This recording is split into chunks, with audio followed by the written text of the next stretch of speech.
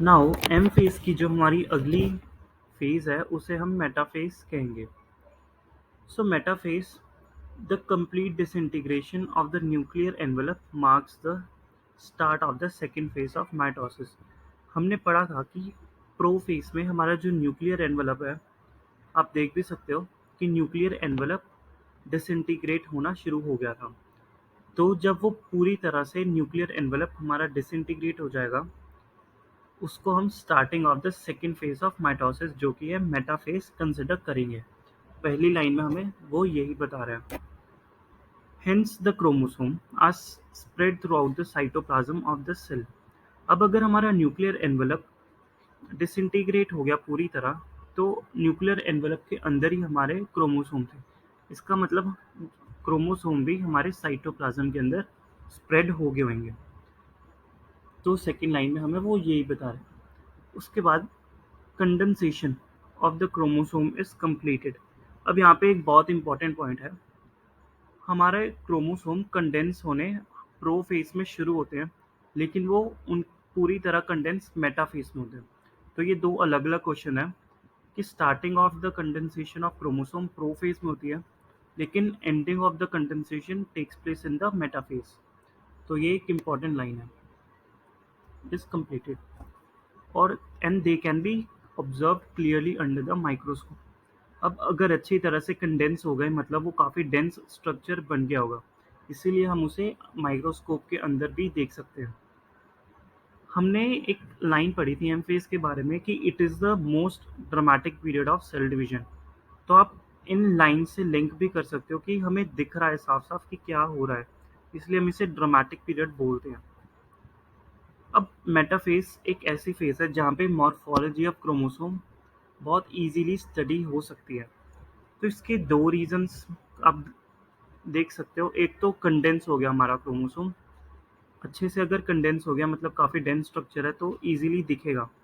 Second reason आप ये भी देख सकते हो कि इस फेज़ में हम आगे पढ़ेंगे, जो हमारे क्रोमोसोम्स होते हैं वो एक पर्टिकुलर ऑर्डर, जैसे मेटाफेज में ऐसा एक स्ट्रक्चर हमें दिखेगा. अगर आप इसे देखो तो हमारे सारे क्रोमोसोम एक लाइन में लगे हुए हैं. अगर वो ऐसे लाइन में लगे हुए हैं तो उन्हें स्टडी करना ईजी हो जाता है. इसीलिए उन्होंने लिखा हुआ है कि मेटाफेज में मॉर्फोलॉजी ऑफ द क्रोमोसोम को स्टडी करना ईजी होता है. तो ये एक इम्पॉर्टेंट पॉइंट है. This is the stage eight which the morphology of chromosome is most easily studied.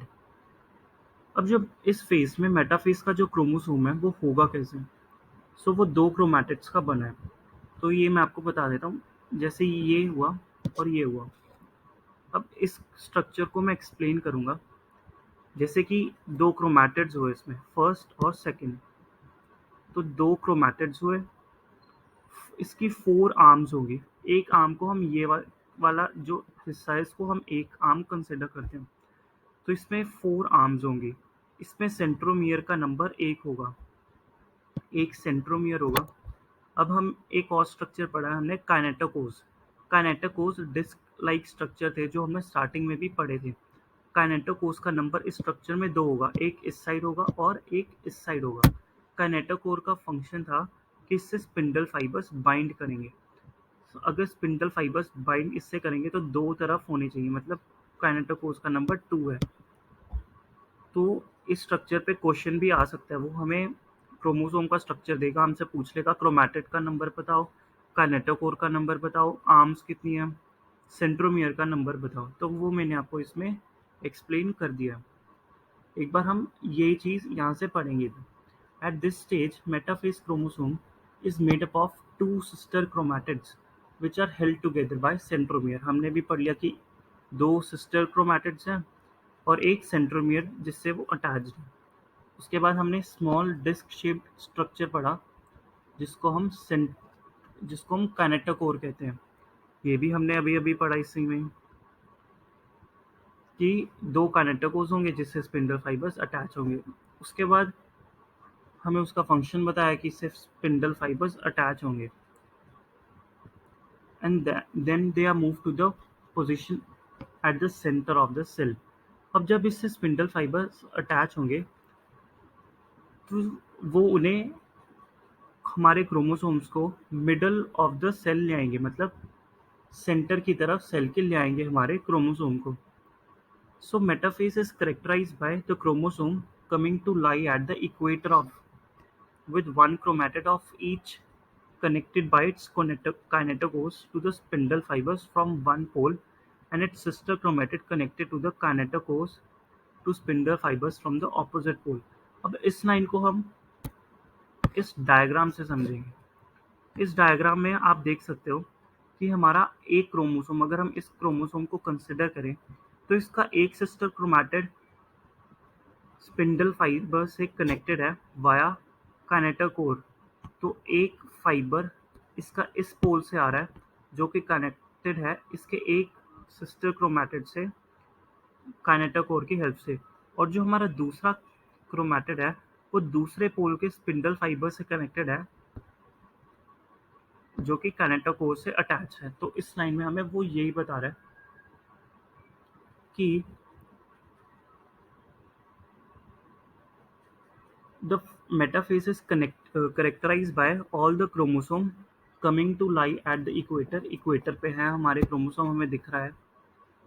with one chromatid of each chromosome, हर एक क्रोमोसोम का एक क्रोमैटिड है connected by its kinetochore to the spindle fiber from one pole. मतलब कि एक chromosome इस वाले fibre से अटैच्ड है और जो दूसरा है वो दूसरे पोल के इस वाले फाइबर से अटैच्ड है. ये भी हमने देख लिया. To spindle fibres from the opposite pole. तो इस लाइन को भी हमने अच्छे से समझ लिया इस डायग्राम की हेल्प से. उसके बाद the plane of alignment of chromosome at the metaphase is referred to as the metaphase plate. अब मेटाफेज प्लेट क्या होती है? इस डायग्राम में अगर हम देखें तो हमें क्रोमोसोम इक्वेटर पे दिख रहे हैं, तो उस क्रोमोसोम इस वाले प्लेन में दिखेंगे आपको, और इसी प्लेन को हम मेटाफेज प्लेट का नाम दे देते हैं कि plane of alignment of the chromosome को मेटाफेज प्लेट कहेंगे. अब अगले बहुत इंपॉर्टेंट पॉइंट्स हैं जो कि हमें मेटाफेज के फीचर्स बता रहे हैं. तो फीचर्स में आ रहा है कि spindle fibres attach to the kinetochore of the chromosome. हमने देख लिया. इस डायग्राम में भी आप देखो कि स्पिंडल फाइबर्स हमारे क्रोमोसोम से अटैच हो रहे हैं. Chromosomes are moved to the spindle equator and gets aligned along the metaphase plate through the spindle fibers to both the poles.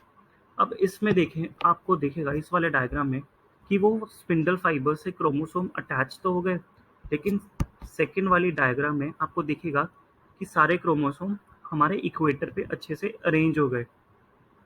तो सेकेंड पॉइंट में हमें वो यही बता रहा है कि स्पिंडल फाइबर्स हमारे क्रोमोसोम को सेंटर पे अच्छे से अरेंज कर देंगे. हमने पिछली प्रोफेज की एंडिंग में पढ़ा था कि एक हमने माइटोटिक अपरेटस पढ़ा था.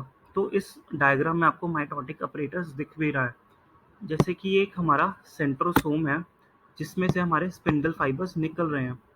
तो इसी को ही हमने एस्टर कहा था, और इसमें हम दो एस्टर्स को देख भी सकते हैं. तो पिछली वीडियो में जो हमने लाइंस पढ़ी थी तो इसे उसी लाइन को हमने एक बार डायग्राम में भी देख लिया.